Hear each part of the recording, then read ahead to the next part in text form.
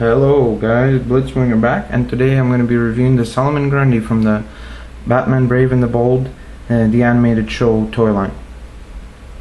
So this is the only figure that I actually have from this line, and the only reason I picked it up because, as I hope you can tell, it's a very cool looking mobster kind of look figure, and I really found, like, when I saw it in the store, and especially because it was also on sale, I was like, I gotta pick this up. And it's a great sculpt on the head and all that, but there are a few things that I don't like about this figure, and I will cover them as we go on.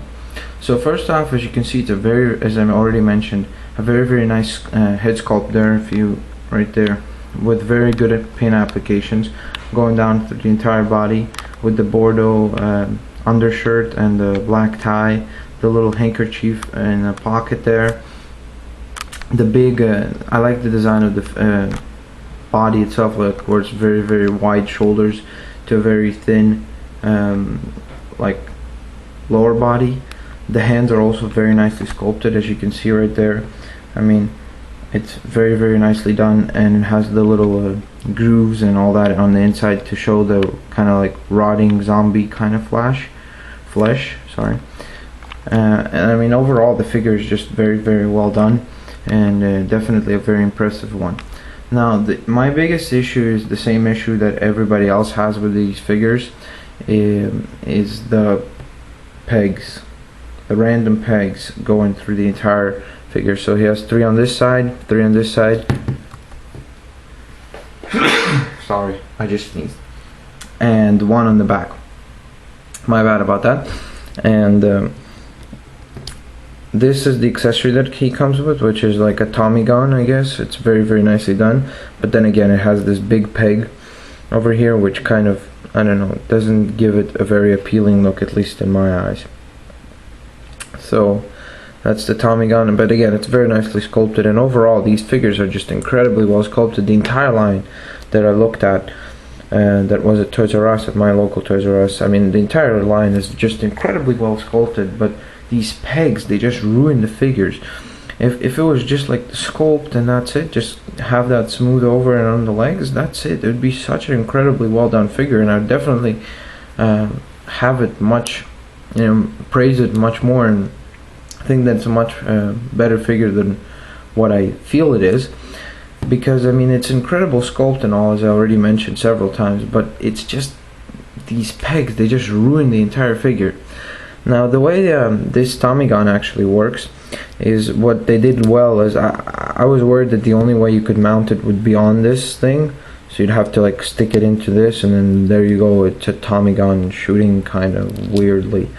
But they actually went out and thought about this and made a little peg on the handle of the Tommy gun, and both of his hands have holes in them, so you just plant the Tommy gun in his hand, and then he goes away and shoots. So he fires, very nicely done. His hand is a little bit open. I wish one of the hands maybe was a bit more closed to make it a bit more believable, but it's okay. It's fairly nicely done. So that's the Tommy gun. And then finally, articulation. That's again another thing that's kind of bad about these figures, is they're very limited articulation. He has 360 in the head, only like this, so it's not very natural looking movements. And he has 360 in the shoulder. He bends at the elbow. He has a 360 joint in the wrist. His legs can swing out, forwards and backwards just a bit, limited by the jacket. And oh, that's it. I thought his ankles had also. So that's pretty much it. So you can see it's fairly limited articulation on this guy too. That's another pointer that's against him. Now, another thing that I'm not sure is with everybody's figures, but my figure, his legs, as you can see, he's cross-legged. Like, one leg is facing this way and the other one is fine. So his left leg is kind of messed up. I don't know. There, you can tell perfectly from this perspective. But other than that, it's still, even though I've said a lot of bad things about it, because I want to make sure that when you buy this, you know what is bad about this figure. But other than that, it's a very well made figure, and I would definitely say that if you want just a nice sculpt, and if you can get over the pegs, which I can't, so this is personally probably going to be the only figure I pick up from this line, but if you can get over the pegs issue, then I would definitely recommend him, and I would definitely say that he's well worth the pickup. So that's it. That's pretty much it, and I'll catch you next time, guys. See you later. Peace. Oh yeah, subscribe, comment, check the underbar, check my website that I just set up recently, and that's pretty much it.